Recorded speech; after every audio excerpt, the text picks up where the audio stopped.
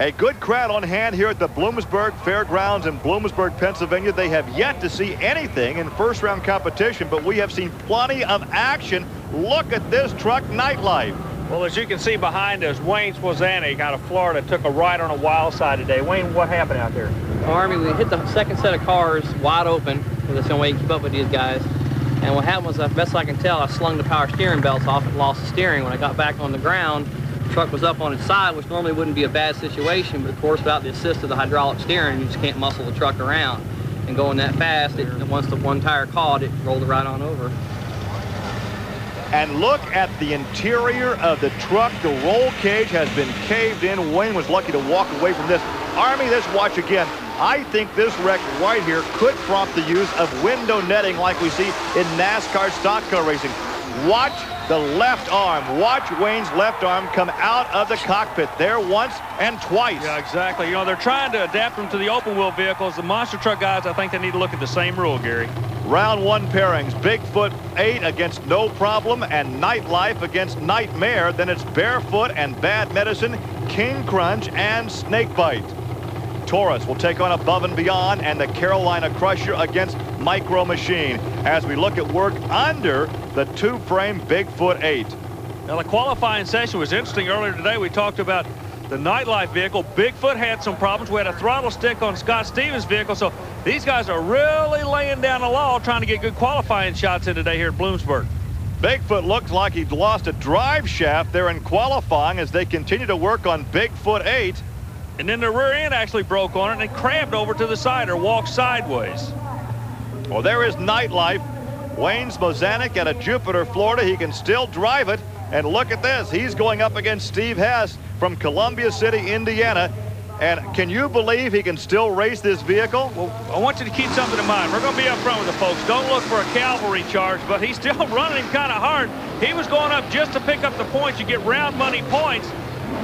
This kid out of Florida is trying to be a player in trouble. Look at this. Nightlife's going to win it. Nightlife was almost dead in the water. Then Nightmare has a problem, and Wayne wins it. Wayne comes back trying to pick up just a few points, Gary. He's going to go over to the next round and pick up more points. But earlier you brought to our attention about the possibility of a safety net. These guys may need to look at a thicker wall tubing for their roll cages to keep them from collapsing. The tubing they're using now basically is designed for like a 2,000-pound vehicle, and these rascals weigh 10,000 pounds. Wayne will continue on in competition. He's standing by with Army. Well, when Nightlife came in this morning, you didn't have any idea you'd be talking to me under these circumstances, did you? No, not the first time, nor this time, actually. Well, the flip, you got the truck back together. What about going in the next round? You're still a player today. Yeah, we're hanging in there. You know, with a cage like that, I'm scared to run the truck too hard, because if it did go back over, I don't know if it had the strength to support it the second time without a really good repair. We take a look at Bad Medicine, Don Van Loo, Jefferson City, Missouri. And here is Fred Schaefer in the dreaded Barefoot. There's a motion picture about a monster named Fred, and the monster truck guys, they know the story on Barefoot. We told you earlier, he's here just to do one thing, thump these guys big time. He picks on Van Loo, who relies on the Chrysler horsepower. And well, that's not going to be enough. Look at the air as Fred clears the first set of cars and motors easily over the second, and he has an easy victory here in round one. The truck is actually about 6 inches longer than any other trucks, so it launches 6 inches further back in cleaner dirt, if you will. And Fred has the muscle under the hood to power over those cars. Here's Fred with Army. Probably the strongest Chevrolet truck in America is Fred Schaefer, national champion Chevrolet. Fred, basically, you just came in here, you're throwing all the cards on the table. Only the baddest of the bad is going to walk out of this one today. There are some bad boys here today, and we got a big crowd, Army, and everybody's pumped up. There's a lot of flogging going on in the pit area, and it's going to be one heck of a race today. And look who's coming up. There is Snakebite. And Snakebite goes up against Scott Stevens in the Auto Value King Crunch. Gary, there's a couple different theories here on the monster trucks. I want you to notice the Snakebite truck, the motor location to the front, basically in the stock location as the truck. Stevens on the near side, he runs the mid-motor or rear motor setup. The monster truck fraternity is still trying to figure out the hot handle. Well, on paper, it would look that King Crunch would have the advantage. He was the faster qualifier of these two. That's pretty close, really close. Hang on, is he going to go on over? No, the snake bite almost got upside down. I tell you, it looked like the Blue Angels Precision Flying Team. They both got to the end of the track and went opposite directions. Look at this, both drivers doing a superb job. Well, Scott has the advantage right here, Army, but look, the final 100 feet, snake bite almost gets him. Well, you're down there in the pit area. You've collected both the drivers. Gary, one thing's kind of interesting in drag racing, ET's important. We've got an interesting situation here. The loser actually went quicker. Colt, the word we get is you were quicker, but he got to the other end. Yeah, Army, I was going down through there. I seen he was a little bit ahead of me, so I really stood into it pretty hard. And this grass was really slick down at the end, and we had our hands tied up and was trying to get it under control. And I had to let out just for a minute, and that's when he probably got me. You're kind of being a nice guy. Before we went on camera, you're kind of taking a cheap shot at him. Scott, auto value going to the next round, what would you do different?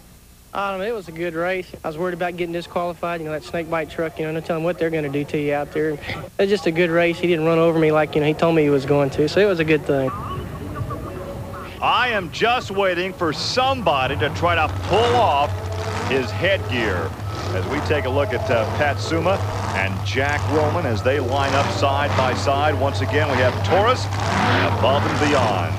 Jack Willman has been around this sport as long as anybody. He comes out of the Granite City, Illinois area, right across the river from St. Louis. He's going up against Above and Beyond, probably one of the newest trucks on the circuit. So the odds-on favorite has to be the Chevy in the far lane, Gary. Well, of course, Taurus is a brand new ride, a brand new truck.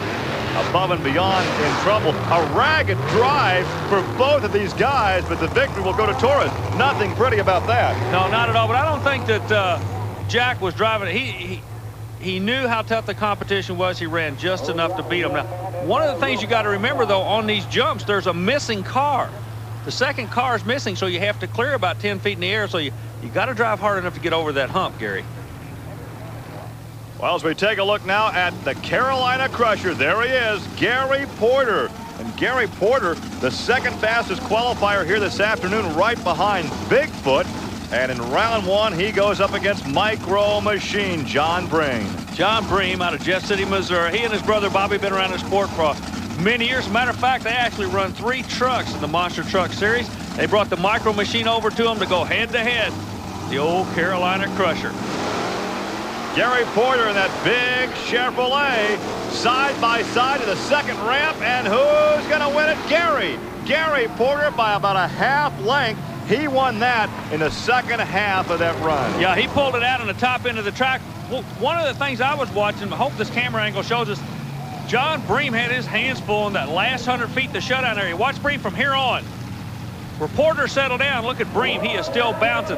There's a dip in that left lane. The drivers are getting spooked about it, Gary. And now here is Bigfoot, Andy Brass, Bigfoot 8 out of St. Louis, Missouri. He is the fastest qualifier. He goes up against John Moore in no problem. A pair of Fords, a pickup, and a Bronco. Both of them running 460 cubic inch supercharged engine. The Bigfoot team relies on the blower drive service out of California to help make their horsepower. This will be a big challenge for John Moore, but he's going to run him tough. A lot of smoke from that short wheelbase Bronco. Andy Brass takes the victory. It was a good ride, though, for John Moore. And there is Bob Chandler, the man behind the Bigfoot stable. We look once again, and the Army will have you walk over and see if you can't corral John Moore after we take a look at the replay. And there is the margin of victory for Andy Brass in Bigfoot. Moore, the Bigfoot boys knew you're going to run them tough. That's exactly what you did. Yeah, I had to give him everything I had. I had to try and get him on the light first. And then I knew I was going to be down on motor a little bit, but I had to run it for all it was worth, and I sure tried that.